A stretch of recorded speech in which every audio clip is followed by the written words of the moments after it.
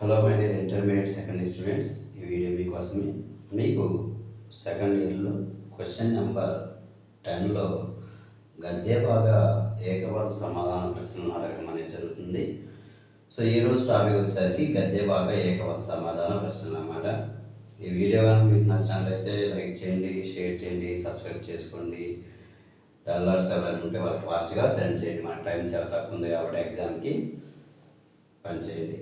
సరే, ఈరోజు గద్య భాగా ఏకవచన ప్రశ్నలో ఉన్నటువంటి ఫస్ట్ 3 లెసన్స్లో ఉన్నటువంటి ఏకవచన ప్రశ్నలు, వాటిని ఎలా చదవాలి, వాటి మీనింగ్ ఏంటి అనేటువంటి విషయాలను మీకు తెలియజేస్తాను అన్నమాట.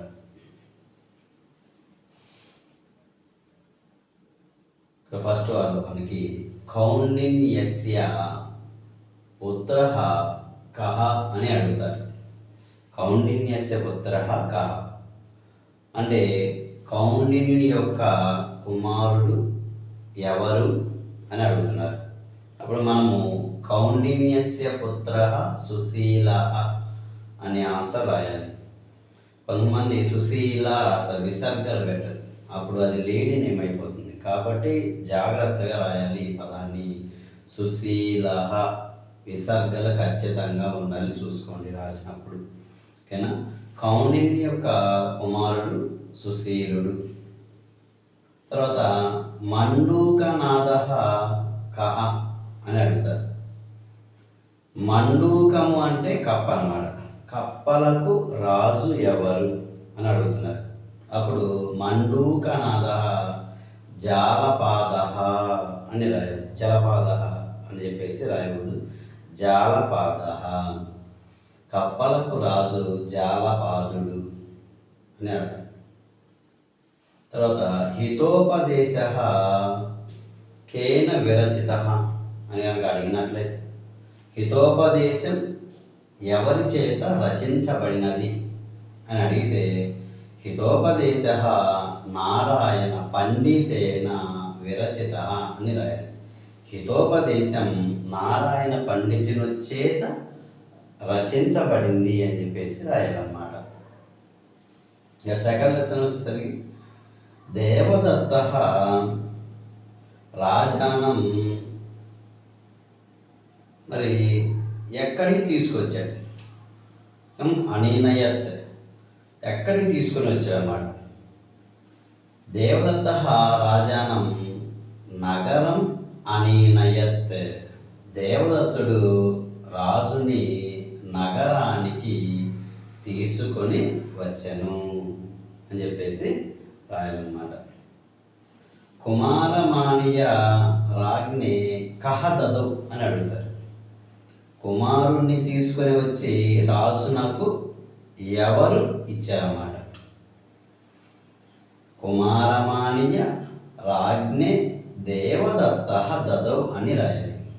కుమారుణ్ణి తీసుకువచ్చి రాజునకు దేవదత్తుడు ఇచ్చాడన్నమాట. ఈ లెసన్లో దేవదత్తుడే రాజు యొక్క కుమారుడిని కిడ్నాప్ చేస్తాడు, మళ్ళీ అతడే తీసుకొచ్చి ఇస్తాడనమాట. ఓకేనా? విక్రమార్క చరితం కేన విరచితం. విక్రమార్క చరితం అనేది ఎవరి చేత రచించబడింది అని అడిగినట్లయితే, విక్రమార్క చరితం శివదాసేన విరచితం అని ఆ పోయిట్ పేరు రాయాలి. శివదాసుని చేత రచించబడింది విక్రమార్క చరితం అని చెప్పేసి పూర్తిగా రాయవచ్చు, లేదా పదాలు కూడా మీరు రాయవచ్చు అన్నమాట. తర్వాత మనకి థర్డ్ లెసన్లో రాజవాహన జన్మంలో రాజవాహన కస్య పుత్ర అని అడుగుతాడు. రాజవాహనుడు ఎవరి యొక్క కుమారుడు అని.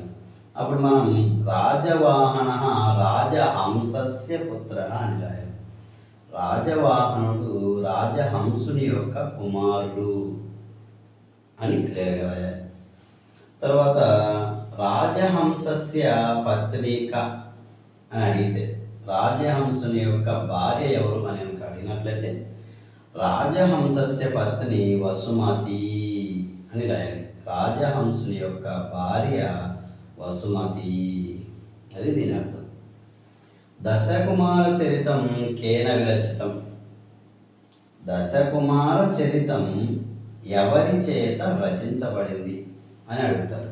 అప్పుడు మనం దశకుమార చరితం దండిన విరచితం అని రాయాలన్నమాట.